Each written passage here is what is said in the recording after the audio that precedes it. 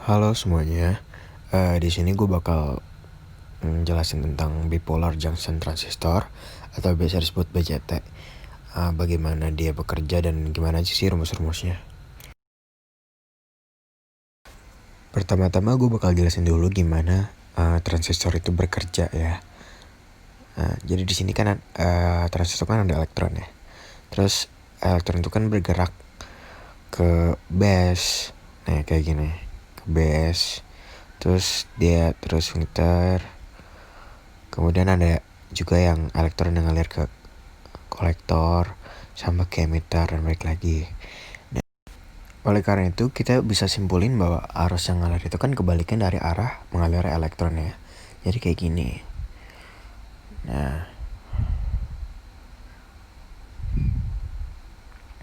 Nah kemudian ini kan tipenya itu kan NPN kan. Nah terus jadi ketika ini NPN itu di doping masing-masing, nah dia bakal membentuk formasi bagaimana si elektron ini bisa mengalir gitu, seperti tadi yang gue jadi jelasin. Nah karena N ini dia bakal transfer elektron ke P, maka cenderungnya itu lebih positif si N-nya. Sedangkan P karena P itu menerima elektron, dia jadi kayak cenderung negatif gitu. Nah, buat selanjutnya ini adalah gambaran transistor secara simbolik atau biasa yang ada di buku-buku atau soal-soal. Nah, di sini tuh ada yang namanya arus basis atau arus base. Arahnya ke arah seperti yang digambar nih. Kemudian ada arus kolektor dan ada arus emitter. Nah, kalau secara KCL, Kirchhoff Current Law, itu bisa kita simpulin bahwa arus IE itu adalah jumlah dari arus basis ditambah arus kolektor, ya kan? Nah, setelah itu karena si IB ini itu sangat kecil daripada IC, nah maka IE itu bisa aja sama dengan IC gitu. Nah, kemudian biasanya transistor itu ada namanya current gain ya. Lambangnya itu beta DC. Nah, kalau misal secara definisi beta DC itu adalah rasio dari IC sama IB. Nih, beta DC itu sama dengan rasio perbandingan ya, perbandingan dari IC per IB.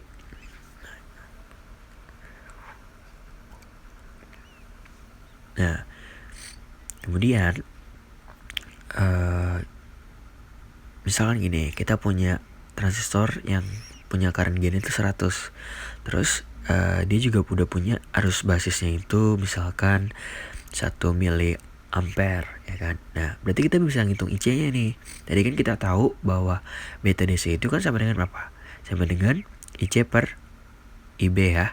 Nah, berarti kalau kita turunin rumusnya, kita bisa dapat bahwa IC itu sama dengan beta DC dikali IB. Nah, setelah kita substitusi, kita bakal dapat IC-nya. IC-nya berarti sama dengan 100 dikali 1 mili ampere atau sama dengan 0,1 ampere. Nah, gitu jadinya. Nah, selanjutnya kita ke rangkai resistor dan mengetahui apa aja sih elemen-elemennya gitu. Nah, yang pertama itu di sini ada yang namanya VBB. Ya, kemudian di sini ada RB, di sini ada RC, di sini ada VCC. Kemudian di sini ada VE dan di sini ada VC dan VB. Nah, kemudian di sini itu ada VBE atau tegangan di antara B dan E, basis dan emitter. Nah, nilainya itu di sini sama dengan VB dikurang VE ya, karena kan arusnya mengalirnya ke emitter. Nah, kemudian kalau secara KVL kita bisa lihat nih jumlah tegangan yang ada di bagian basis atau base nih, seperti loop kayak gini. Loop ke arah kiri ya. Nah, di sini kan kita bisa ngeliat ya bahwa loop ini tuh ada VBB dikurang VBE ya kan. Kemudian karena VE-nya ini sama dengan 0, maka kan VBE-nya itu jadi tinggal VB doang. Ya.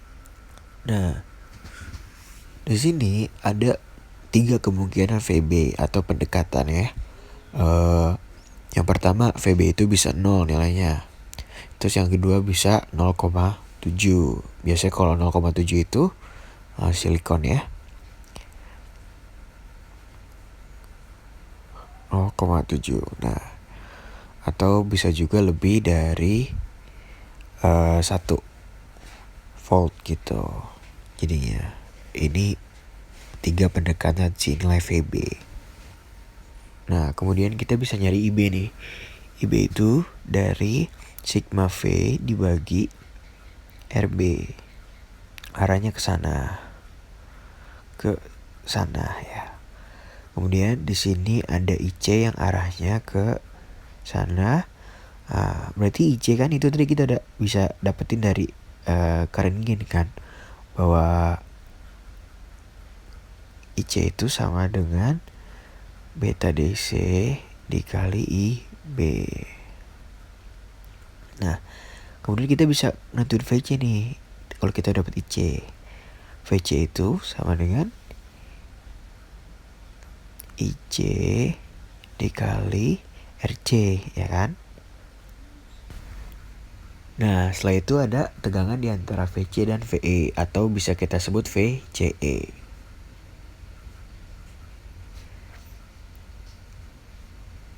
Secara KVL,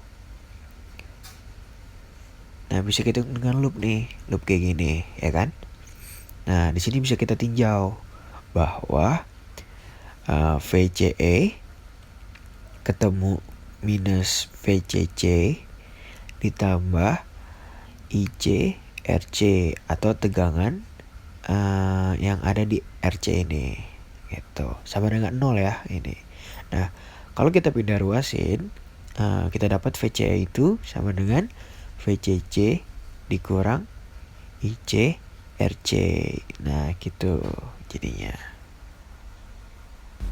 Nah, di sini ada soal bisa kita lihat sendiri. VBB 2 volt, terus RB 1 mega, terus beta DC-nya 100, dan dicari itu VCE dengan VB-nya itu 0,7. Nah, pertama-tama kita harus cari sigma V di basis ya, bahwa VBB dikurang oleh VBE. Nah, di sini VB ini itu kan sama dengan VB dikurang VE kan. Nah, tapi karena di sini VB-nya itu 0,7, terus V-nya 0, maka VBE-nya jadi 0,7 volt. Nah, kalau udah gini, berarti kita tinggal cari sigma V-nya maksudnya. Itu sama dengan VBB-nya 2 sama dengan 2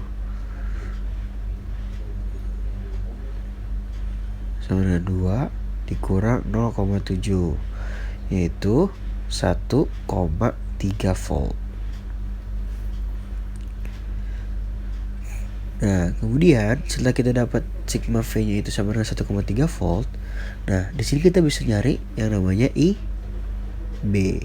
Nah, IB itu kan sama dengan dari sigma V dibagi RB, atau sama dengan 1,3 volt dibagi dengan 1 mega, itu sama dengan 1,3 mikroampere IB-nya. Nah, setelah kita dapat IB, kita bisa di sini kita cari namanya IC. Nah, IC itu apa sih? IC itu kan sama dengan apa? Beta DC dikali IB, ya kan? Nah, kemudian berarti IC sama dengan 100 dikali 1,3 mikroampere sama dengan 0,13 miliampere. Dapatlah si IC. Nah, kemudian di sini kita bisa tahu dulu nih tadi IC berapa, 0,13 mA. Nah, kemudian terakhir adalah kita bisa nyari langsung PCA nih, VCE. VCE itu apa sih? VCE kan VCC dikurang VICRC maksudnya, ya kan? Tegangan di RC-nya. Nah, karena VCC-nya 10, terus IC-nya itu 0,13 mili, terus RC itu 2K, 2 kilo. Nah, berarti di sini kita dapat 10 dikurang 0,23 volt sama dengan 9,77 volt. Nah, itu dia. Jadi sampai sini dulu tentang BJT yang base bias. Mungkin nanti nextnya bakal kita bahas tentang emitter bias. Thank you.